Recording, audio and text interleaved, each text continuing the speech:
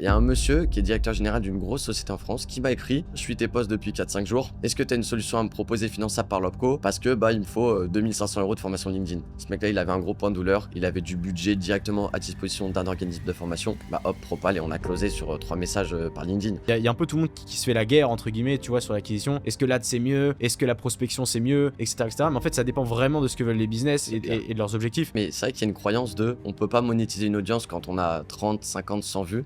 C'est absolument faux. La première agence, 50K par mois, on n'avait pas de site, pas de logo, pas de création de contenu, on faisait pas d'ads, on faisait que du call mailing et ça a marché, tu vois. Tous ceux qui nous écoutent et qui n'ont pas encore ce genre de process de relance de nurturing, franchement, vous passez à côté de beaucoup d'argent. Bienvenue dans ce podcast. Aujourd'hui, j'ai l'honneur et le privilège d'accueillir Emilien de l'agence Prism. On va vous partager énormément de choses sur différents sujets, entrepreneuriat, marketing, voyage aussi, puisque mine de rien, je sais que tu as beaucoup voyagé tout comme moi. Donc l'idée, c'est qu'on fasse un peu le point sur tout ça, qu'on discute un peu de ça, qu'on parle d'outbound, acquisition, ads également. On a des visions assez différentes par rapport à ça et je pense que ça peut apporter beaucoup de choses aussi sur tout ça. Donc je te laisse te présenter, me dire un peu d'où tu viens, qui tu es, qu'est-ce que tu fais de manière générale. Yes, déjà merci à toi pour l'invitation, ça fait super plaisir d'être ici. Du coup, Emilien, 22 ans, comme ça on situe rapidement le personnage entre guillemets. Du coup, je suis associé de Damien, avec qui on a monté plusieurs agences de marketing. Une première qui s'appelle M-Lead, où on était vraiment positionné sur l'acquisition de façon outbound, comme tu l'as très bien dit. Donc call mailing, call messaging, notamment pour les grands groupes. Donc aujourd'hui, on travaille notamment avec EDF. Et on a monté l'agence Prism, qui est une agence 2.0 qui va répondre aux mêmes douleurs qu'est l'acquisition, mais en apportant une autre approche qui est plus le done with you, donc en ayant le but d'accompagner les entreprises à être indépendantes. Donc on a un programme d'accompagnement, on fait aussi du semi-coaching consulting, plus de l'implémentation de stratégies outbound, etc. Et bientôt peut-être ads si on continue de bosser comme ça. Donc yes, c'est vraiment cool là-dessus. Ouais. Ok, let's go. Et il y a une question, parce que je sais que le marché a beaucoup évolué, et même moi, j'ai fait la transition dans mon agence pour resituer aussi un petit peu. Pareil, j'ai une agence marketing, ça fait maintenant quasiment 7 ans que je fais du marketing. Pareil, j'ai plusieurs agences, un peu le même profil que toi, et c'est pour ça d'ailleurs que je trouvais intéressant de t'inviter aujourd'hui. Et j'ai vu la transition finalement entre la plupart des agences qui bossaient surtout sur You Done For You et qui petit à petit sont passées sur You Done With You. Est-ce que tu as un avis là-dessus sur pourquoi finalement ce changement de marché qui s'opère en ce moment? Déjà, je pense qu'il y a un nouveau modèle, entre guillemets, qui est en train de se créer. Le problème du Done For You, en tout cas pour nous, c'est qu'on avait un plafond de verre. C'est-à-dire qu'aujourd'hui, avec Prism, on n'a plus du tout ce problème-là où on délivre notre temps, puisqu'on a réussi à créer un produit, entre guillemets, en ayant forcément plusieurs offres comme l'implémentation qui parfois vont prendre plus de temps. Au contraire d'Emlead, en fait, on faisait du Done For You, donc tu délivres pour ton client, tu es obligé de tout faire, et finalement, tu es ultra dépendant de ton temps, et si tu veux scaler, il te faut soit plus de clients, soit plus recruter. Et pour moi, c'est pas le bon business model, tu vois. Je sais pas si tu es d'accord avec ça, mais pour moi, il faut arriver sur un modèle hybride où tu peux arriver à faire du done for you, du done with you et peut-être du do it yourself pour Ouais. être sur le meilleur business model possible, en tout cas le plus scalable. Ouais, et ça, c'est un point qui est hyper important parce qu'en fait, en réalité, tu as deux modèles de scaling qui existent. Le premier, tu as le scaling par l'humain, donc souvent sur le modèle Done for You, où forcément, plus tu vas avoir de clients, plus tu vas être obligé de recruter des personnes, etc. Il y a plein d'agences qui font ça, et d'ailleurs, la grosse majorité des agences font encore ça aujourd'hui, tu C'est vois. clair. Et tu as le modèle du coup, de scaling par le process, où simplement, du coup, tu vas avoir la structure qui va te permettre d'emmagasiner énormément de clients sans avoir besoin de délivrer ton temps, plus du coup sur des modèles Done with You, finalement, c'est ça. C'est ça. Et nous, en tout cas, avec Damien, on n'avait pas cette vision de vouloir recruter. Pourquoi? Parce que déjà, tu as quand même une grosse gestion humaine et le management, c'est pas fait pour tout le monde. Même si je pense que j'adore et je suis fait aussi pour manager, mais je me voyais pas créer une startup, tu vois. Même si beaucoup d'agences le font, hein, mais ça reste quand même beaucoup de process humains qui, in fine, pour moi, ne font pas la différence. Et même plus tu accumules de l'humain, plus tu accumules aussi des chances qu'il y ait des erreurs de process, plus en plus de choses à vérifier. Alors que finalement, quand tu es bien processisé et que tu es sur le bon business model, en étant 2, 3, 4, tu vois, avec des personnages clés au bon endroit, finalement, ça roule encore mieux qu'en étant 50 ou 100, tu vois. Ouais, et puis aussi, un truc marrant là-dessus que j'aime bien, c'est que l'humain, c'est celui qui a plus de. C'est la variable qui fait le plus d'erreurs. C'est vrai. Tu vois, si tu mets en place des automatisations, si tu mets en place un tas de process qui nécessitent pas d'humain, en fait, tu as moins de chances d'avoir des erreurs que si c'est quelqu'un. Tu vois, l'erreur, on dit l'erreur est humaine, et c'est le cas, tu vois, dans le business. Parfois, certaines personnes vont faire des erreurs. ce qui est logique, tu vois, ça peut arriver, bien évidemment, mais tu as moins de chances d'avoir des erreurs finalement quand tu scales par le process, puisque forcément, t'es pas dépendant d'autres personnes, tu vois. Donc, Ouais, et puis il y a un autre aspect, c'est que c'est dur de trouver des bons collaborateurs aussi. Tu vois, trouver des gens qui sont extrêmement performants, qui vont répondre exactement à tes attentes, aussi humainement parlant. Nous, c'est là où en tout cas, on a du mal, c'est trouver des personnes qui sont exactement en raccord avec nos valeurs, nos façons de travailler, nos façons de penser. Mm. Et l'idéal aujourd'hui, à notre âge et sur les business models où on est, je trouve que c'est pas encore une fois de recruter pour recruter et devenir une masse salariale énorme. Même en termes de gestion de comptabilité, tu vois, nous, on n'est pas du tout là-dedans. On essaye de rester à taille humaine mm, mm, et de processer, comme tu l'as dit, soit via des automates, soit via des process qui sont plutôt simples à mettre en place et qui vont faire la diff à long terme. mm, mm. Et c'est quoi d'ailleurs, parce que je sais que Prism, c'est assez récent, mine de rien. Ouais. C'est quoi un peu l'objectif de cette agence sur le moyen long terme, si on peut dire Ouais. ça comme ça? Bah, l'objectif, en vrai, c'est vraiment se placer en tant qu'acteur qui va rendre toutes les entreprises indépendantes. Aujourd'hui, tu vois, on a réussi à se faire certifier par Calliope. Donc, l'accompagnement, entre guillemets, est finançable via l'OPCO, qui est l'organisme de formation de l'État, qui te donne de l'argent pour te faire accompagner, tu vois. Donc ça, c'est une super nouvelle pour nous déjà. Et on est en train de vraiment de se placer sur le milieu des startups, qui est vraiment un axe qui aujourd'hui est plus compliqué, notamment sur l'acquisition. Ils galèrent vraiment sur ça. Du coup, l'objectif à moyen long terme, c'est vraiment se placer sur une agence qui va commencer à prendre de la valeur sur le marché français, sans dire qu'on va devenir numéro un, parce que on a moins cette vision long terme. On essaye de se cantonner à se dire, pas au jour le jour, tu vois, mais voir mois après mois. Le marché change tout le temps, tu vois. Mm. Et du coup, il y a des lois qu'on ne connaît pas encore. Et du coup, on essaye vraiment de voir cette vision moyen-long terme, de devenir vraiment un acteur qui va commencer à rentrer sur le cercle français sérieusement. On a beaucoup de recommandations. EDF, ça a été un gros levier pour nous aussi, on va pas se mentir, hein, en termes même de visibilité, de social proof. Et là, on commence à bosser notamment avec le marché suisse et luxembourgeois. Et c'est des marchés qui sont extrêmement dans la recommandation. Il y a énormément d'argent aussi là-bas. Et du coup, c'est une passerelle qui va faciliter la croissance de Prism, ça c'est certain. Ouais, ok, je vois. Non, c'est top, c'est top, c'est top. Et moi, ça m'intéresse. C'est quoi le process que vous avez mis en place pour closer EDF, mine de rien, parce que c'est quand même quelque chose, tu vois. Ouais. Alors, EDF, c'est sur Mlead, mais c'est assez drôle. En fait, ça s'est fait sur les process d'outbound qui font la diff chez nous. Donc, notamment via l'Intent Data. Je ne sais pas si tu sais ce que c'est. Ouais, bien sûr. Ouais. Bon, on va expliquer peut-être Ouais, pour carrément. certaines personnes. Mais en gros, l'Intent Data, c'est des signaux d'achat, des signaux d'intérêt que peuvent laisser tes prospects idéaux, que ça soit sur LinkedIn, Google ou même sur d'autres sources de trafic. En fait, EDF, on est simplement allé chercher une filiale où le responsable, le growth marketer, s'était inscrit à un webinaire sur l'acquisition. Donc, à partir de là, Mhm. il laisse passer un signal qu'il a besoin de plus d'acquisition, ou en tout cas, il est en recherche de conseils, d'amélioration, etc. Et on a juste fait une prospection intelligente. On a contacté cette personne-là avec un petit message classique. Bonjour, first name. On a vu que tu étais inscrit au webinaire de telle personne sur tel sujet. On a créé une ressource gratuite à ce sujet-là. Est-ce que ça t'intéresse de la regarder? On l'a redirigé vers une vidéo de nurturing. Tu vois, Ouais, la base en la vrai classique, ouais. pour faire conscientiser un problème. Et derrière, il a pris un rendez-vous et on l'a closé en R1. C'est ça qui est le plus Incroyable. affolant. On l'a closé en R1. Alors, on bosse pas avec EDF à proprement parler. C'est une filiale d'EDF.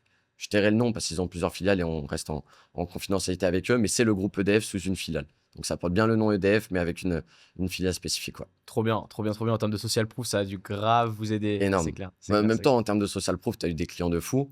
Même avec Scaling Process, hein, tu commences à faire vraiment du bruit sur le marché. Ouais, on bosse notamment avec des filiales pareil de banques suisses en ce moment, sur le process d'ads aussi, de même façon. On met en place aussi le scaling process là-dessus. Et c'est intéressant parce que finalement, Prism et scaling process ont été lancés à quelques semaines d'intervalle, quoi, Ouais, finalement. c'est Ça vrai. pas grand-chose, c'est un mois et demi près. Donc, C'est ça. c'est tout récent, mais déjà pas mal de choses qui avancent très très vite. Et surtout, je sais pas si tu l'as vu, mais moi en ce moment, là, sur ce mois-ci notamment, c'est en train vraiment d'aller fort, fort, fort. Ouais. Et ça amène d'autres problématiques que je pense que tu vas ou tu es en train de rencontrer à l'heure actuelle. C'est notamment la gestion client. En fait, c'est de maintenir cette capacité à scaler tout en continuant de délivrer tes clients de la meilleure des façons et qui plus est, qu'ils aient encore plus de résultats. C'est ça. Et Ouais. Alors, toi encore, tu es encore un petit peu plus complémentaire du coup sur ton service. Nous, tu vois, l'idéal qu'on a aujourd'hui, c'est que typiquement, quand on implémente notre méthode Prism, qui est notre méthode d'acquisition basée sur l'outbound, si tu veux, on l'implémente une fois. Donc, toute la techno est implémentée en une seule fois. Et puis après, ça va être seulement du consulting, de l'optimisation puisqu'on arrive à rendre nos clients, entre guillemets, indépendants sur ce process-là, qui est moins compliqué que par exemple du media buying, tu vois. Finalement, nous, sur les process d'outbound, de call mailing, tous les systèmes de nurturing, relance, etc., qu'on met en place, une fois que la techno est implémentée, c'est vraiment finalement tes compétences en copywriting, sur tes séquences, etc., qui vont faire la diff. Et c'est là où nous, on a un positionnement qui est intelligent. C'est que plutôt délivrer constamment et que ces clients-là, ils soient constamment aussi dépendants de toi et qu'un jour, ça s'épuise, en les rendant indépendants, toi, tu as cette source-là de consulting, tu vois, qui est ultra intéressante puisque finalement, tu peux les upsell sur plein de sources qui sont ultra intéressantes. Et là, vient faire la différence. Toi, typiquement, sur le process, c'est quoi? Tu implémentes pour eux, après, tu délivres un petit peu et tu les rends Ouais. indépendants? En fait, nous, on a un modèle qui justement combine un peu tout ce qui est done for you, done with you et do it yourself. C'est-à-dire que les personnes, ils rentrent chez nous, on implémente l'ensemble de la structure publicitaire. Alors, pour ceux qui savent pas notamment, Emilien est beaucoup plus sur la partie outbound et moi, je fais surtout de l'ADS. C'est pour ça que du coup, je pense que la discussion parfois varie entre prospection, ads, etc., publicité de manière générale. Et du coup, nous, on vient implémenter l'ensemble de la structure du business, c'est-à-dire qu'on vient littéralement tout mettre en place pour eux. La partie ads, la partie CRM, tunnel de conversion, équipe commerciale, bref, vraiment l'ensemble des éléments, la partie closing, etc. On vient implémenter l'ensemble du business. Et derrière, ce qu'on va faire, c'est qu'on va venir gérer en fait cette partie business avec le client. Ouais. Ce qui fait qu'en fait, quelque part, ils peuvent être indépendants par eux-mêmes et ils ont l'ensemble de l'écosystème pour être indépendants. Mais vu qu'ils ont accès à toute notre data, tous les insights qu'on peut récolter sur différents business, souvent ils restent avec nous. Et c'est comme ça que notamment on peut prendre des parts dans ce qu'on leur apporte. On prend du pourcentage dans ce qu'ils leur apportent. Et on peut également les upsell derrière. Pour donner un ordre d'idée, moi à peu près tous les clients que j'ai eu, je les upsell à plus de 80% en général. Donc souvent ils reviennent, ils continuent d'acheter chez moi parce que justement ils veulent encore aller step up sur leur offre. Et vu qu'ils sont déjà satisfaits de base, ils vont vouloir aller plus loin, tu vois. Donc c'est plutôt ça. Et en fait, moi, j'aime bien dire, mon offre, en fait, c'est comme si, tu sais, il y a une phrase très connue qui dit, alors je sais plus exactement comment c'est tourné, mais ça dit typiquement, voilà, apprends à pêcher à quelqu'un, et t'auras plus jamais besoin de lui donner un poisson. C'est clair. En fait, nous, avec Scaling Process, ce qu'on met en place, c'est qu'on te donne le poisson et on te donne aussi la canne à pêche et on t'apprend à pêcher. Donc, tu manges maintenant, mais tu mangeras aussi beaucoup plus tard.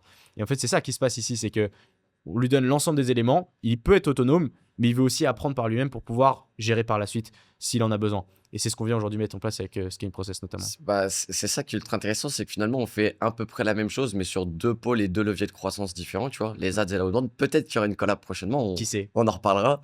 Mais c'est vrai que nous aussi, tu vois, on est en train de faire ce semi-business model parce que typiquement sur le milieu des startups ou des grosses sociétés avec lesquelles on travaille, il y en a qui sont vraiment sur non, vous faites rien pour nous, c'est-à-dire que vous implémentez et on a 150 sales, on a des experts copywriting, etc. Bref, on connaît assez bien ce business model-là et ils veulent s'en occuper. Et d'autres, on arrive justement à avoir l'implémentation de la méthode Prism et délivrer du copy pour que, tu vois, sur 1-2 mois, ils aient les résultats dès le début et comme tu l'as très bien dit, qu'ils puissent être indépendants après. D'ailleurs, ça amène une autre question qu'on réfléchit beaucoup avec Damien et dont on a déjà parlé. Et je pense que ça peut intéresser pas mal de monde. Ouais. Comment toi, tu vois le marché de l'acquisition aujourd'hui? Quels sont les éléments, entre guillemets, qui font la différence à l'heure actuelle et qui feront la différence sur 2024? Parce que nous, en tout cas, on s'est bien rendu compte que le marché de l'acquisition et de la prospection, notamment entre 2023 et 2024, est en train de radicalement changer, tu vois. J'ai envie de dire que le marché évolue tellement vite que c'est difficile de prédire ce qui va se passer par la suite. Moi, j'ai plus la vision, parce que du coup, ça fait quand même un bail que je fais ça, et j'ai vu un peu les différentes phases, etc., les différents éléments. Typiquement, je vais parler d'un point de vue acquisition pure et dure, mais il y a 3-4 ans, c'était beaucoup plus facile. C'est-à-dire que vraiment, ça m'arrivait, à l'époque, je faisais encore du media buying pur. Et ça m'arrivait de lancer des campagnes comme ça un peu à l'arrache et tu vois, on faisait des ROI x10 x15 sans aucun problème, tu vois, vraiment sans aucun problème. Maintenant ça a beaucoup plus évolué et en fait l'acquisition en elle-même, pour moi, c'est plus uniquement l'acquisition qui vient compter maintenant, c'est tout ce que tu vas mettre derrière en place et qui à l'époque n'était pas forcément nécessaire parce que ça convertissait sans avoir besoin de nurturing, relance, type commercial, etc., etc. Il n'y avait pas forcément besoin de ça avant, même si, enfin, c'était pas autant exploité plutôt, c'est ça que je veux dire là-dessus. Mais maintenant, il y a un peu tout le monde qui se fait la guerre, entre guillemets, tu vois, sur l'acquisition. Est-ce que l'ad c'est mieux? Est-ce que la prospection c'est mieux? Etc., etc. Mais en fait, ça dépend vraiment de ce que veulent les business et de leurs objectifs. Typiquement, moi, je sais que les personnes qui viennent en publicité avec moi, c'est des personnes qui veulent être à 100% prédictibles. Et c'est ce qu'aujourd'hui apporte la publicité, qui n'est pas forcément vrai dans la création de contenu, qui n'est pas forcément possible avec la prospection. Oui, on peut faire de très beaux chiffres, selon moi, dans la prospection, la création de contenu, etc. Mais le seul modèle qui te rendra vraiment prédictible à 100%, c'est la publicité. Alors, je ne sais pas si tu es d'accord justement avec ça, mais en tout cas, c'est un peu la vision que j'ai là-dessus. En revanche, je pense que c'est, dans tous les cas, ça reste une porte d'entrée et que dans tous les cas, ton trafic, peu importe d'où il provient, tu es obligé d'en tirer quelque chose et tu es obligé de le transformer. Et finalement, peu importe la façon dont tu vas ramener ce trafic-là, il faut avant tout que tu puisses le transformer pour vraiment que ça apporte du résultat, tu vois. C'est clair. Bah déjà sur le côté prédictible, c'est vrai que les ads te permettent d'avoir un vrai côté prédictible.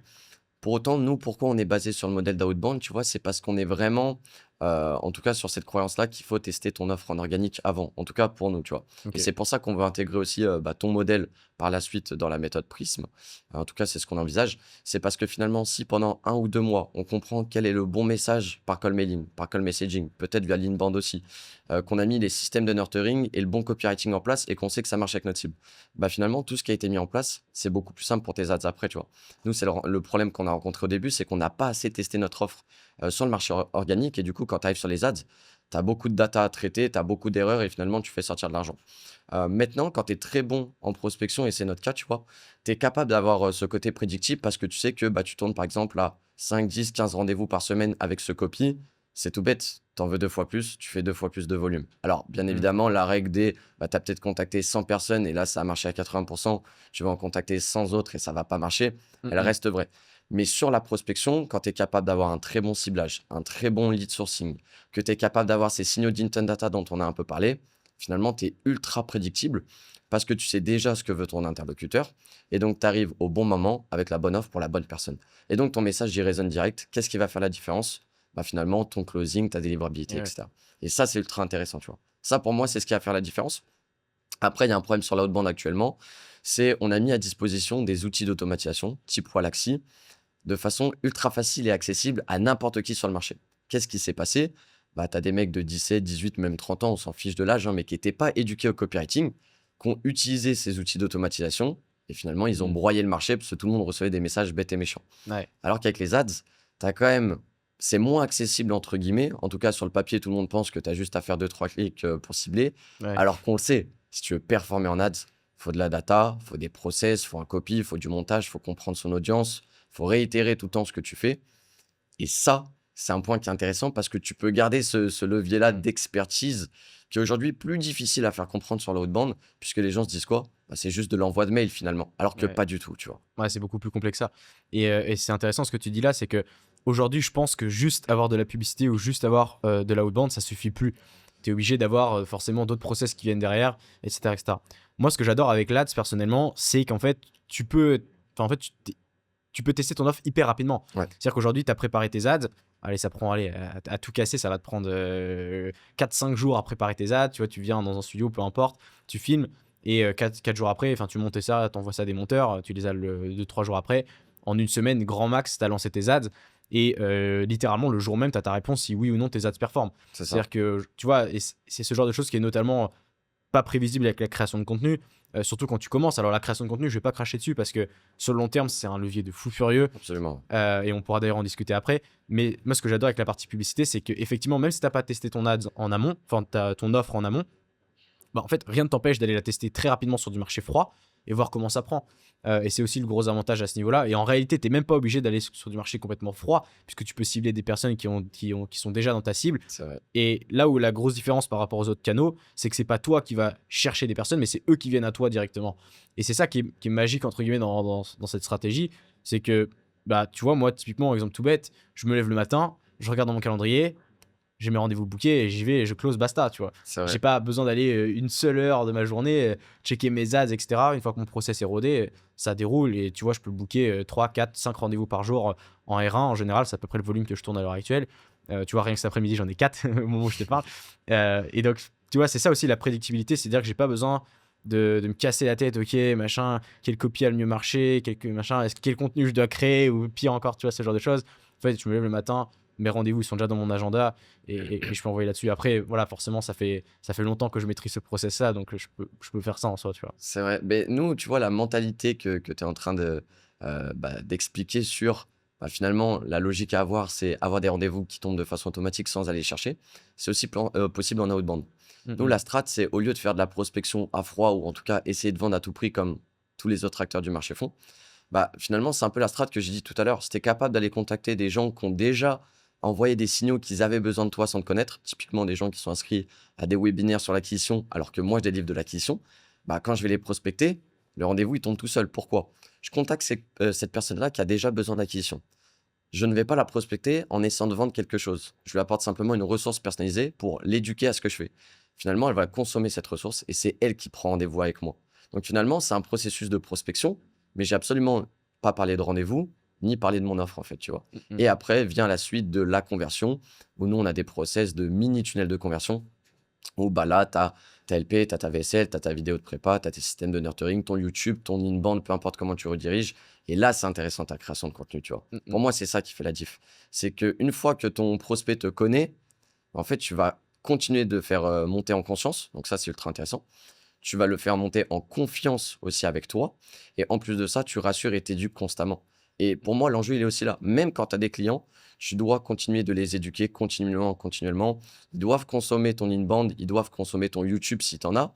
Parce que finalement, bah, si tu continues de les alimenter, c'est comme tu as dit tout à l'heure. Ils vont savoir pêcher. Et après, bah, c'est un process qui roule tout seul. Tu as la recommandation aussi qui suit. Pour ceux qui mettent en place l'affiliation de bah, tu me ramènes un client, je te reverse un pourcentage, peu importe, tu vois. Mais c'est ça qui fait vraiment la diff à long terme. Et quand tu construis ce business model-là sur l'ensemble des aspects, comme tu l'as très bien dit tout à l'heure, c'est ça qui fait la diff. C'est pas que la outbound ou que les ads, c'est tout un écosystème. Ouais. Et si tu mets le outbound et ads, Ouais, t'as fini là. tu m'en parlais justement tout à l'heure, Alexis. Tu me disais, Alexis, qu'est-ce que tu penses de l'acquisition pour le futur? Et moi, je pense que c'est justement de mettre en place l'ensemble des éléments qui vont t'apporter du résultat à court, moyen, long terme. Typiquement, et ça, c'est la vision que j'ai, les ads, ça va t'apporter du résultat très court terme comme sur le très long terme. Donc, dans tous les cas, ça va t'apporter des résultats.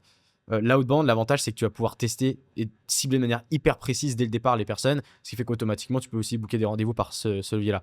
Et enfin, tu as la création de contenu. Depuis tout à l'heure, je crache un peu dessus, mais c'est pas tellement vrai, tu vois. Genre, la création de contenu, sur le très long terme, enfin, sur le moyen, long terme plutôt, ça a des avantages de fou furieux. C'est clair. Parce que c'est littéralement, t'as pas besoin de dépenser un seul centime pour ça, du moins pour acquérir un rendez-vous. Alors, tu peux dépenser pour des monteurs, etc., mais en soi, ça te coûte moins cher que mettre en place des ads, notamment à ce niveau-là, surtout sur le long terme.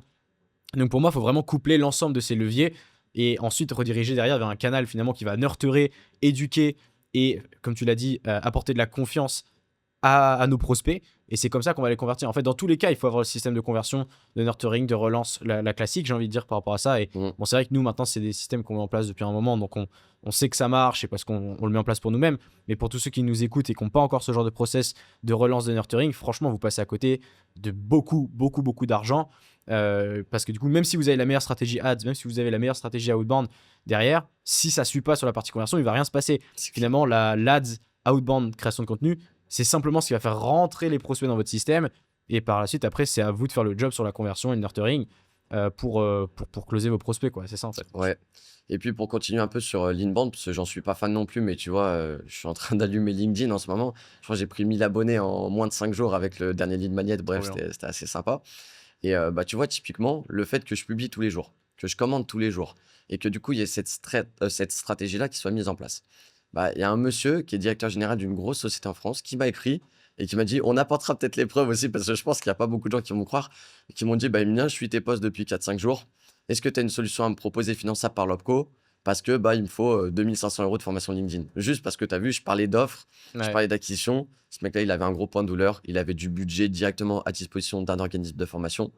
Il savait que j'étais validé par un organisme. Bah hop, Propal, et on a closé sur 3 messages par LinkedIn. Pas d'appel, rien, hein. 3 messages, le devis envoyé, on a pris 2500 €, tu vois. C'est ouf. Et c'est intéressant ce que tu as mis là, parce que j'ai eu à peu près la même situation il y a de ça 4-5 jours, je crois, maintenant, pareil. Et typiquement, j'avais posté une vidéo YouTube, c'était peut-être la troisième vidéo YouTube que j'ai mis de ma chaîne, même pas, c'était la deuxième, donc tu vois, il y avait personne, vraiment la chaîne toute neuve, etc. Dis-toi, la chaîne est tellement neuve que je peux même pas mettre de lien Ouais, dans la bio parce que la chaîne est trop neuve et YouTube veut pas m'accepter, il faut que je fasse tout un tas de vérifs, il faut que je mette plus de content, etc. Bref. Et du coup, il y a un gars, je vois un gars qui a pris rendez-vous, etc. Mais le mec, tu vois, il m'a envoyé un message sur Twitter, sur Insta, etc. Il m'a mis des commentaires sur YouTube, etc. Il m'a dit, ouais, Alexis, je peux pas prendre rendez-vous. Et je dis, bah écoute, voilà le lien. Il m'avait envoyé ça sur, je crois que sur Instagram, justement, il m'avait demandé le lien. Il prend rendez-vous avec moi. Et moi, j'étais un peu curieux. Je dis, bah écoute, comment tu m'as découvert? Il me dit, ah bah écoute, je traînais sur YouTube et j'ai vu une vidéo, pas beaucoup de vues. Ce que tu as dit m'a grave fait sens avec ce que je fais. Le gars, il a un business qui fait entre 8 et 12 000 € par mois, coaching. Il cherche à avoir plus de prédictibilité dans son business. scaling process. C'est ça, scaling process, tu vois. Et le gars, tu vois, il est passé avec nous grâce à ça. Alors que le gars, alors qu'il faut quand même préciser, on a quand même une offre à ticket, tu vois. C'est pas, on vend pas à 1000 euros non plus, tu vois. Et ce qu'on avait derrière, c'est ce qui s'est passé, c'est que la personne ne m'avait jamais vu la chaîne YouTube au moment où je tournais cette vidéo, j'avais genre 40 abonnés.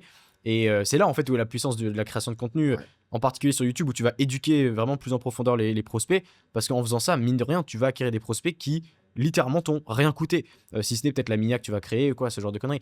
Mais sur le long terme, juste imaginez les gars, lorsque vous avez une chaîne YouTube qui a 100 000, 200 000 abonnés, si derrière vous avez les bons process en place, bah forcément vous faites beaucoup beaucoup d'argent, c'est clair. clair. Et même avec des chaînes YouTube qui sont très petites, vous pouvez faire aussi beaucoup d'argent, c'est ça qui est intéressant. J'allais y venir, tu vois, mais c'est vrai qu'il y a une croyance de on peut pas monétiser une audience quand on a 30, 50, 100 vues. Bah, c'est absolument faux. Tu vois, nous, pareil, bon, on l'a créé en même temps, pareil, la chaîne YouTube, hein, quasiment à une ou deux semaines près, même si on n'est pas sur le même angle, parce que toi, tu fais des vidéos plus longues et on va dire avec plus de contenu à proprement parler. Et nous, on a fait un mini rush de 15 vidéos, une vidéo par jour, parce qu'on a fait un challenge notamment pour les débutants, qui est pourtant pas notre cible de prédilection, hein. Mais tu vois, on avait des vues entre 50 et 300 vues par vidéo. Finalement, Ouais. tu monétises. Parce que finalement, bah, si tu es bon, si tu apportes de la valeur et que tu pas trop un guignol dans tes propos et que tu fais encore une fois monter en conscience la personne qui te regarde, elle prend rendez-vous, tu closes. C'est aussi simple que ça. Et en plus de ça, elle a vu ton visage, elle a l'impression de communiquer avec toi. C'est aussi ça, cette force, c'est les vidéos, tu vois, on a tous l'impression de connaître Yomi parce que tu vois, on le regarde depuis X temps. Alors qu'on Mhm. le croise dans la rue, il nous connaît pas, tu vois. Ouais, grave. Et du coup, bah, c'est aussi cet intérêt-là, c'est que tu vas créer du lien sans en créer réellement. Pourtant, ton interlocuteur, il a cette impression-là. Il connaît tes habitudes, tes façons de parler ou en tout cas tes croyances et toi, tu peux l'éduquer à ça aussi. Et en plus de ça, bah, finalement, avec 100 vues, tu peux monétiser sur des offres 2000, 3000, 4000, 5000 euros ou plus. Et c'est ça qui est intéressant. La création de contenu, c'est un levier de croissance énorme, mais il faut le faire intelligemment. Et en plus de ça, YouTube, bah, nous, on le réutilise aussi dans des process d'outbound. Tu peux prospecter en redirigeant vers tes vidéos YouTube. Tes vidéos YouTube vont faire le call to action pour toi, Et la ouais. prise de rendez-vous et ton process de nurturing, etc., etc., etc. Et ça, c'est trop fort. Et ça, tu l'as dit, bah, Mhm. à long terme, ça va faire la diff. Même avec 1000 ou 100 000 abonnés, tu peux monétiser une audience. Et c'est sûr que quand tu as 100 000 abonnés et que tu crées un infoproduit du coup, qui est entièrement digital, de la vidéo, de la formation, peu importe, c'est royal. Là, Ouais. t'as gagné le circuit, là, c'est fini. C'est clair. Et je pense en revanche que par contre, la création de contenu, c'est pas la stratégie qu'il faut prioriser quand on commence, Non. notamment s'il y a des débutants qui nous regardent notamment. C'est pas la stratégie qu'il faut prioriser. Pourtant, tu vois, on voit tout le monde, ouais, je vais poster sur des reels, etc., etc. Mais en fait, ça va te rapporter de l'argent, mais ça va te rapporter de l'argent dans 6 mois quand tu commences, quand personne te connaît, etc. Et si malheureusement, t'as pas une autre source d'argent qui va te permettre de soutenir ta croissance en organique, parce que mine de rien, ça coûte cher de C'est clair. soutenir sa croissance en organique, tu vois, les studios, les monteurs, Media Maker, bref, la totale, mine de rien, ça coûte quand même de l'argent et surtout, ça demande beaucoup de temps. Et donc, pour moi, il faut venir avoir ta création de contenu en complément de ta stratégie que tu as déjà de base, soit de l'outbound, soit de l'ad, peu importe. Mais ça doit venir en complément, effectivement, comme tu dis. Et en plus, ça vient au service de ton process, où ça vient nurturer, ça vient éduquer de manière générale toute ton audience. Et tu vois, j'avais une réflexion intéressante. Pareil, j'ai eu un call récemment où le gars, il me dit, il vient, il arrive, il me dit, ouais, Alexis, j'ai regardé tout ce que tu fais, etc. Trop cool. Enfin, ça m'intéresse grave, etc. Ce que vous proposez avec Scaling Process, etc. Et là, j'ai eu la réflexion. Je me dis, attends, mais ce gars-là, je le connais pas. Je l'ai jamais vu. Je veux dire, je lui ai jamais parlé. Je sais même pas qui c'est. Voilà, j'ai juste son nom, son prénom, 2-3 informations sur pourquoi il a pris le call. Mais à part ça, je n'ai aucune idée de qui il est, tu vois. Et pourtant, le mec, il connaissait déjà ce que je faisais, il savait même où j'habitais, tu vois, genre, c'est Il ça, avait c'est ça qui est l'impression fou, de te quoi. connaître Ouais, aussi, ça, tu vois. il a l'impression de me connaître. Et donc, même à petite échelle, même très petite échelle dans notre cas, ça veut rien dire, tu vois. Pas besoin d'avoir une énorme chaîne pour Non. justement avoir du retour derrière et pouvoir closer tes C'est leads, quoi. clair. Et puis même pour compléter l'inbound, et je pense qu'on aura fait le tour, tu vois. euh, Moi, je trouve que c'est bête de faire de la création de contenu pour en faire, tu vois. Il y en a juste, ils sont sur une croyance de ah, faut absolument que je sois visible, etc. Nous, le MD de la première agence, 50K par mois, on n'avait pas de site, pas de logo, pas de création de contenu, on faisait pas d'ads, on faisait que du call mailing et ça a marché, tu vois. Donc, il faut revenir au strat de base et qui marche, tu vois. Et il y a un levier d'acquisition, soyez bon en délivrabilité, délivrez plus que ce que vous promettez, continuez d'éduquer, conscientiser et faire monter la problématique chez votre client pour comprendre que vous pouvez la résoudre pour lui et l'accompagner à avoir des résultats. Et ça marchera, tu vois. Il n'y a pas besoin d'aller Ouais. faire de l'Elon Musk ou peu importe. En plus, la création de contenu, tout le monde s'y met de plus en plus. Et si c'est pour être un grain de riz parmi la masse, ça sert à rien. Moi, sur LinkedIn, j'ai opté pour une personnalité, tu vois. Je suis hyper clivant, je dis vraiment ce que je pense, alors que ce réseau, il n'y est pas habitué, tu vois. Ouais. Au final, je me suis fait insulter. bah, c'est pas grave, ils m'ont ramené des C'est clients, partie tu du vois. jeu, ouais. Ça fait partie du jeu. Mais si c'est juste pour faire un building public bête et méchant et dire, bah, j'ai mis 2 strates de call mailing en place, on a ramené 5 rendez-vous, ça sert à rien. Faut délivrer de la valeur, faut amener des vrais process et surtout, faut brander ta personnalité. Parce que tu vois, si on brande, par exemple, Prism ou Scaling Process, les gens, ils vont s'attacher à ton entité d'entreprise et une fois que tu l'as plus, bah, t'es oublié. Alors Mm. qu'Emilien, il va rester sur LinkedIn. Emilien, il a ses 4000 abonnés maintenant. Il a ses 10, 15, 20 personnes qui lui écrivent par jour pour lui dire, ah, c'est trop bien ce que tu fais. Ah, tu m'as aidé. Est-ce que tu peux m'envoyer ça, ça, ça? Et un jour ou l'autre, je vais les upsell, tu vois. Et ils en ont conscience, tu vois. Et c'est ça qui est Ouais. intéressant, c'est que nous, on fait aussi un peu de coaching pour débutants, à toute proportion gardée, hein. C'est vraiment 2, 3 élèves qu'on prend sur si on sent qu'il y a vraiment un impact et qu'il y a quelque chose à faire avec eux. Mais ces personnes-là sont demandeuses de vrais accompagnements pour débutants. Pour l'instant, c'est pas ce créneau-là, mais qui sait que d'ici quelques mois, on prendra aussi ce virage-là. Et c'est intéressant, tu vois, d'avoir une vraie personnalité et une vraie valeur quand tu communiques. Sinon, pour moi, ça sert à rien. Grave. Ouais, je suis grave d'accord. Et question là-dessus, parlons chiffres un peu. Ouais. Quel est le meilleur mois que tu aies pu faire avec ton agence justement sur ça? Depuis le début. Depuis que tu as commencé, ouais. Alors, on a travaillé avec Damien pour, je sais pas si je peux le dire, mais pour un client à nous, en tout cas, qui faisait de l'infoproduit à l'époque. Ok. On a fait plus de 100 cas en 15 jours. On était plusieurs acteurs, donc ça a été un client pour l'agence. Donc je sais pas si ça répond à ta question. Après, sur nos agences avec Mlead ou Prism est plus en début, donc il y a un semi-décalage sur les chiffres, entre guillemets. Mais sur Mlead, on est monté à 80-90 cas. Bien évidemment, on prenait de la perf sur ce que faisaient nos clients, hein. Je le précise, Trop hein. bien. Donc, on avait un gros setup. Et d'ailleurs, j'en ai fait une vidéo YouTube où sur un de nos premiers clients, on va en parler rapidement, tu vois, mais on a délivré une strat d'un écosystème B2B pour quelqu'un qui faisait de la rénovation normalement sur les B2C, donc pour les particuliers. Bah, au lieu d'aller continuer à faire des ads sur les particuliers, on s'est dit, OK, quel levier on peut utiliser? On va aller cibler des architectes qui ont déjà des clients directement pour toi. Mhm. Il a fait une collab avec les architectes et lui, il délivrait juste la main-d'œuvre, la rénovation, tu vois. Au final, bah, on a apporté plus de 84 CA en moins de 5 jours. On a trouvé un architecte, il a signé la collab, il a fait le chantier, basta, tu vois. Ouais. Et nous, on a récupéré un pourcentage sur ça. Et à vie, on récupère un pourcentage sur tous les chantiers qui sont amenés par les architectes qu'on a amenés. Trop bien. Full passif en fait. Ouais, finalement. full C'est- passif. c'est Ouais, trop ça, bien. c'est Trop, trop bien. vraiment cool. Donc, ouais, c'est ça. Après, on a d'autres business, mais sur les agences, oui, vraiment entre 80 et 100 K. Et puis même pour nos clients, on a fait d'autres grosses perfs, tu vois. Mais en termes de chiffre d'affaires sur nos agences, c'est ce qu'on a pu faire aujourd'hui. Trop bien, trop bien, trop bien. Et tu me parlais aussi, on en discutait un peu en off avant, et tu sais que moi je suis un gros fan de voyage notamment, et j'adore voyager, ça fait un moment maintenant que je fais ça. Je sais que tu as beaucoup voyagé, toi. Est-ce que tu peux me parler un peu des destinations que tu as pu Ouais. visiter? Alors, en termes d'expatriation à proprement parler, bah, Bangkok, c'est une première. Après, j'ai habité à Barcelone pour un stage, notamment quand j'étais en école de commerce. Ok. On va le dire, tu vois, il faut assumer ce côté-là aussi.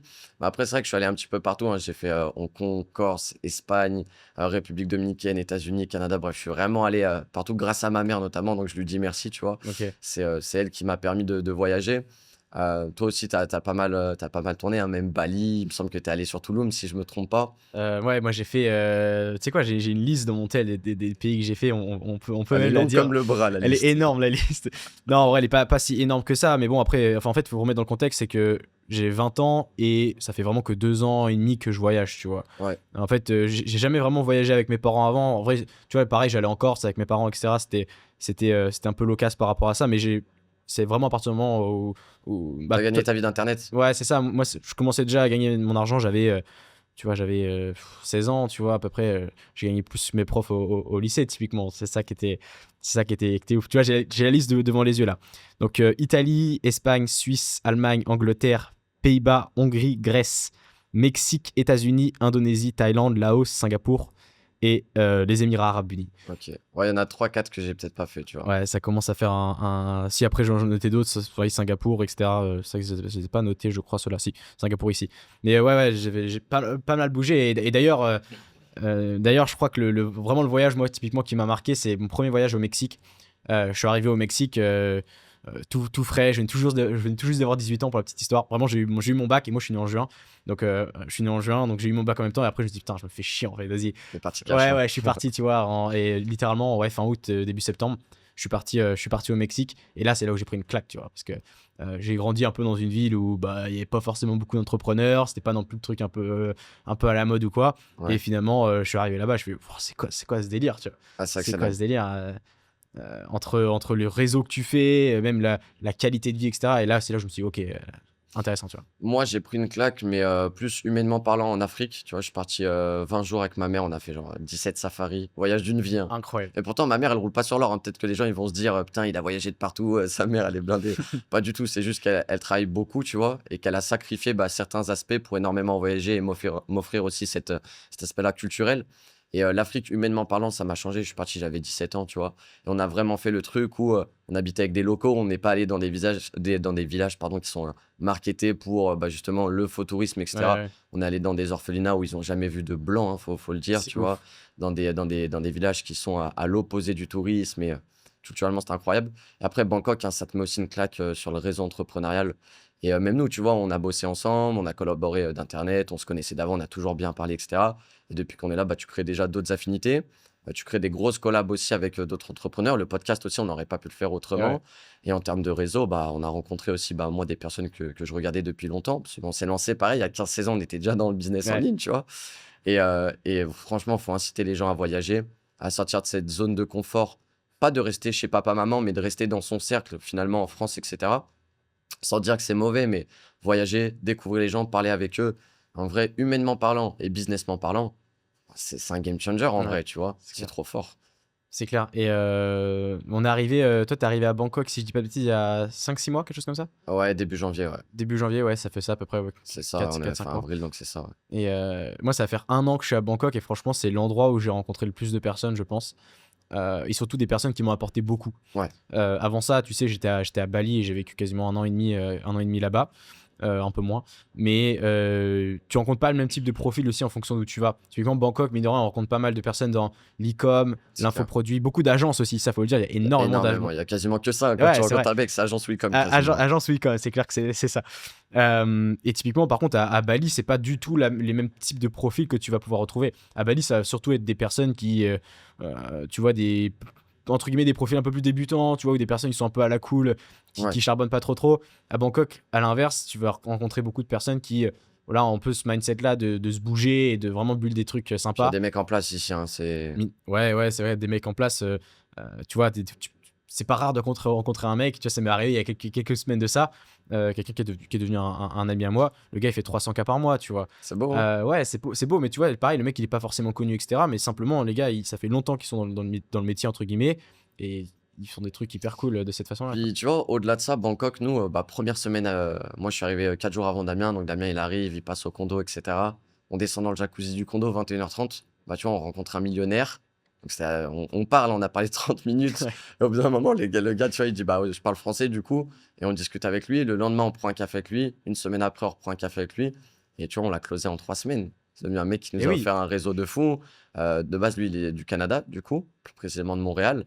Et il nous a amené la plus grosse agence de site internet de Montréal, sur laquelle du coup on a mis une implémentation en place. On a délivré du coup du coaching consulting. Lui, il est en train de créer une néobanque entre guillemets avec un ami à lui en ok, Chine, donc c'est un projet de zinzin, tu vois, faut dire la ouais, vérité. Et on est dans les tuyaux, donc ça c'est sympa. Et même, il connaissait rien au scrapping. Lui est passionné de moto, il a aussi un business dans les motos.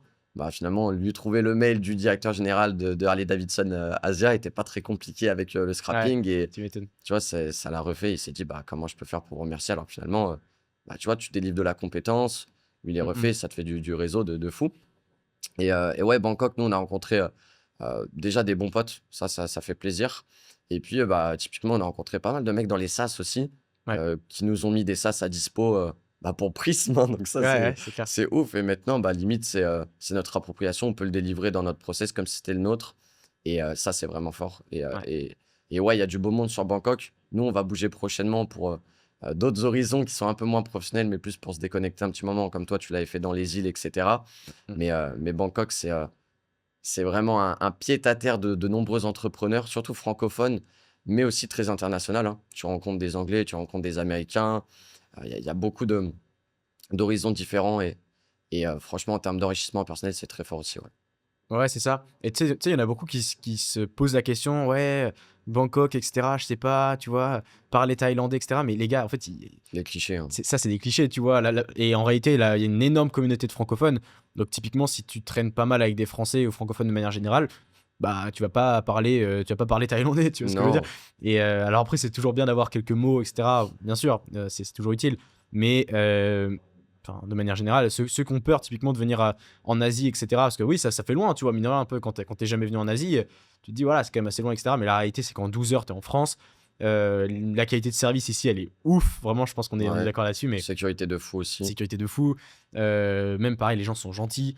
Je veux dire, tu vas pas te faire poignarder dans la rue ici, Non, quoi. Tu vois ce c'est que je veux clair. dire?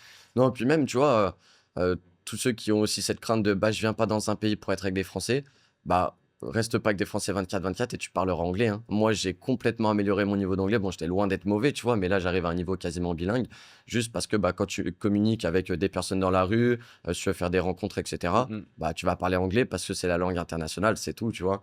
Ouais. Donc, il y a beaucoup de croyances, même, comme tu l'as dit, sur la qualité de vie. Voilà, il y a des défauts à Bangkok, c'est pas non plus parfait, comme partout ailleurs aussi, tu vois. Moi, j'ai un peu de mal, par exemple, avec l'air où c'est beaucoup pollué, Ouais, etc. c'est vrai. Au bout d'un moment, c'est pesant. Mais c'est vrai qu'il y a une grosse différence sur même le luxe. Tu peux habiter dans le très haut luxe pour pas très cher, entre gros guillemets, hein, comparé à la France, Mhm. et avoir des niveaux de service qui sont complètement exceptionnels. Typiquement, des magasins 7-Eleven, hein, 24 heures Ah, sur c'est trop 24. bien. C'est con, mais quand tu es entrepreneur, peut-être que tu vois, tu as un rythme décalé. Nous, avec Damien, des fois, on aime bien bosser de minuit à 4 heures du mat. On est tranquille, déconnecté. Bah, on a envie d'aller chercher un petit café, une petite boisson. Bah, tu es à dispo, tu Tu vas au descends. Seven, ouais. Bah, tu vois, au Seven et ça régale, tu vois. C'est clair. On sort un peu du cadre, mais finalement, ça reste dans. En fait, tout ce qui alimente ton business, c'est ta vie, tu vois. Il faut être Mhm. conscient de ça. Ton entourage, ton sport, ta mentalité. Même si c'est un peu des phrases bateau, je dis pas qu'il faut nécessairement prendre des douches froides, etc., faire de la Ouais. méditation. C'est du plus, c'est de la personnalité, mais être dans un cycle de vie qui te convient, dans un appartement dans lequel tu te sens bien, dans des conditions de travail bonnes, sur lequel tu es stable dans ta vie, bah, ça propulse ton business aussi beaucoup plus loin, tu vois. Et ça, faut Mhm. le prendre en conscience. Je suis grave d'accord. Dernière question avant qu'on se quitte par rapport à ça. C'est une question que je voulais te poser. Parce on fait tous les deux des sports de combat. Ouais, Toi, beaucoup plus sur la partie MMA. Moi, beaucoup plus sur la boxe anglaise. D'ailleurs, combat pour moi dimanche. 28. C'est ça, c'est ça, c'est ça. Euh, En quoi aujourd'hui est-ce que tu penses que ça t'aide dans ton business, dans ta vie, même de manière personnelle, tu vois, en quoi les sports de combat vont t'aider justement sur ça? Ouais. Alors, moi, je suis un petit peu contrarié, entre guillemets, sur ça. Il y a une grosse vague d'entrepreneurs qui se sont mis au sport de combat par rapport au business, tu vois, pour avoir cet échappatoire-là. Ouais. Moi, c'est pas du tout ça. Je suis dans la MMA depuis longtemps en termes de vision, etc. Je regarde de l'UFC, tu vois, depuis que j'ai 13-14 ans, etc. Je fais de la lutte, j'ai fait de la boxe anglaise, etc. Mais bah, déjà, ça te permet bah, vraiment d'avoir un échappatoire. Moi, perso, c'est la seule fois dans ma vie où je ne réfléchis absolument pas. C'est-à-dire que je réfléchis tout le temps à tout. Ouais, Quand je je suis suis à la d'accord. MMA, je ne réfléchis absolument à rien, tu vois. Et moi, c'est vraiment ma personnalité de me bagarrer. C'est quelque chose que j'adore. Les gens vont peut-être me prendre pour un fou, mais Pour la castagne. j'adore prendre des coups. J'adore. Franchement, c'est en moi, tu vois. Je le sais que c'est en moi. C'est pas une question de mode, de buzz ou quoi. Ouais, ouais. C'est en moi. C'est ma personnalité. Je suis obligé de le faire. Mais pour tous ceux qui s'y mettent, les entrepreneurs d'Internet, tu vois, les 2.0 de notre génération, il y a beaucoup qui se mettent à ça parce que bah, c'est vrai que c'est un sport où c'est dur, tu vois. La Muay Thai, typiquement, faut aimer prendre des coups. C'est un des sports les plus douloureux au monde, tu Ouais, vois. Et ouais, c'est c'est c'est clair. dingue de faire ça. Et puis, ouais, ça te permet voilà, d'échapper tout ce qui est en toi, la frustration, le stress. Il y a du conditionnement. Toi, tu prépares un combat, tu sais ce que c'est d'avoir Ouais. clairement un rythme qui est imposé et qui va te permettre d'être rigoureux, discipliné dans ton business. Donc, je pense que c'est un peu ça, toi aussi, des aspects qui te parlent. Ouais, c'est carrément ça. Et surtout, en fait, moi, ce que ça m'apporte, mais pareil, j'ai pas commencé parce que c'était un Ouais, peu la fame, etc. Mine de rien, c'est assez récent, cette sorte de fame autour de la boxe et non, sports de combat clairement. de manière générale. Parce que oui, c'est vrai que ça, voilà, ça peut apporter de discipline, etc. Ça t'apprend aussi pas mal d'humilité, je pense. Oui, Parce que bon, bah, quand il y a un mec parfois qui est beaucoup plus mec que toi et qui t'en met une, en fait, tu comprends vite que ça fait pas tout d'être imposant, tu vois, entre c'est guillemets. clair. Et ouais, moi en fait, ça m'a surtout beaucoup appris, mais je me rends compte plutôt maintenant qu'avant, en termes de discipline. Tu vois, là en ce moment, je prépare en effet un combat. Bah, c'est entraînement tous les jours. Sauf le dimanche, du coup, forcément, et en particulier cette semaine, vu que c'est à la fin de la semaine, je m'entraîne beaucoup moins fort, forcément. Mais tu vois, ça fait des semaines et des semaines que je prépare ça, et forcément, bah, je dois être hyper discipliné. Et si tu vas louper un entraînement, bah, le lendemain, tu vas le ressentir, tu vois. C'est clair. Et forcément, c'est important de voir cet aspect-là. Mais ouais, je suis grave d'accord sur cet aspect discipline, humilité, etc. C'est vraiment ce que je ressens aussi Et par puis, rapport à tu ça. vois, pour citer du coup Connor, qui a été mon inspiration depuis toujours, Ok. tu vois, la loi de l'attraction et surtout bah, l'effet cumulé. Ouais. C'est un jour plus un jour plus un jour qui vont faire la diff, tu vois. Tu peux y aller pendant une semaine, 2 heures. Bah, finalement, si tu vas 1 heure pendant un an, tu vois, Ouais, c'est ça. c'est juste ça la diff, Je vois ce que tu veux dire. l'effet cumulé. Et histoire, anecdote un peu sympa là-dessus, bah, c'était dimanche du coup, donc ça fait quelques jours pour ceux qui regardent la vidéo, ça fait genre 3 jours. Ça, 3 jours, ouais, Ouais, on est mardi, ça, donc ça fait 3 jours. Il y avait certains amis qui combattaient justement dimanche dernier.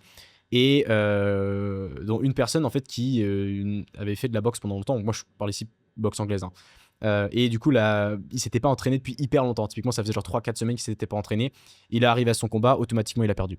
Je veux dire, à un moment donné, tu vois, il n'y a pas de secret, et c'est pour ça que je fais souvent le parallèle entre le sport de manière générale, et en particulier les sports de combat, et le business, parce que à un moment donné, si tu te prépares pas, si tu t'entraînes pas, si tu mets pas en place les actions, Bien ne sûr. t'attends pas à avoir des résultats de fou furieux, tu C'est vois. clair. C'est pas possible. Et puis le travail paye plus que le talent, toujours, tu vois. Grave. N'importe qui est talentueux, si tu as un acharné en face de toi, il passera devant toi, tu vois. Et Mhm. c'est pareil dans le business, si tu restes dans ta facilité, dans ta zone de confort.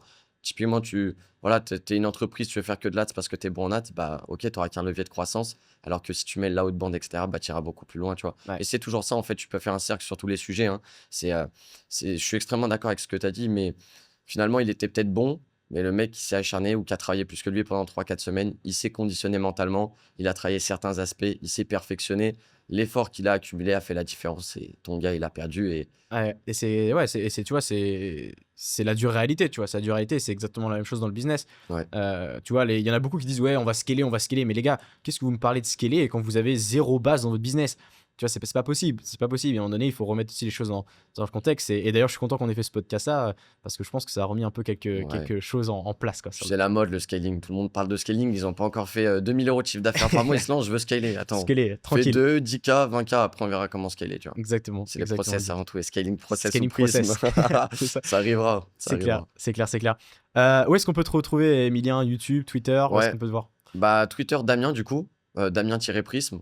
Assez simple. Moi, LinkedIn, Emilien Nebouropio. Et puis YouTube, Emilien-Damien et Prisme, tout simplement, tu vois. Dans tous les cas, les petits liens, on les mettra. Mais en tout cas, merci à toi. C'était vraiment Avec cool. grand plaisir. On pourra en refaire des tonnes, hein, parce que finalement, on reste cantonné sur l'heure qu'on s'est attribuée aujourd'hui par rapport à nos emplois du temps. Mais il y a tellement de choses à dire et tellement de choses à faire. Grave. Force à nous. Merci encore. Belle opportunité. Et puis, bah, toi, c'est pareil, hein, tu peux balancer tes réseaux. Il y a du Carrément. bon contenu. Les gars, comme d'habitude, Instagram, Twitter, YouTube, abonnez-vous, pensez à vous abonner. On fera d'autres podcasts évidemment, il y a d'autres vidéos également qui vont sortir, donc pensez à vous abonner, pensez également à mettre un commentaire. Allez suivre du coup Emilien et Damien, qu'on ne voit pas à la caméra, mais allez quand même les suivre sur les réseaux, ils partagent énormément de valeur sur l'outbound. Pour tout ce qui est ads et scaling de manière générale, abonnez-vous à ma chaîne, abonnez-vous à mon Twitter. Mettez un petit like aussi, ça fait toujours plaisir, mine de rien. Bien sûr. Et puis on se retrouve très rapidement. En tout cas, Emilien, c'était un vrai plaisir de t'avoir aujourd'hui avec nous. Merci à toi. Puis frérot. on se voit soon dans tous les cas. Ciao, ciao. Ciao, ciao. Salut les gars.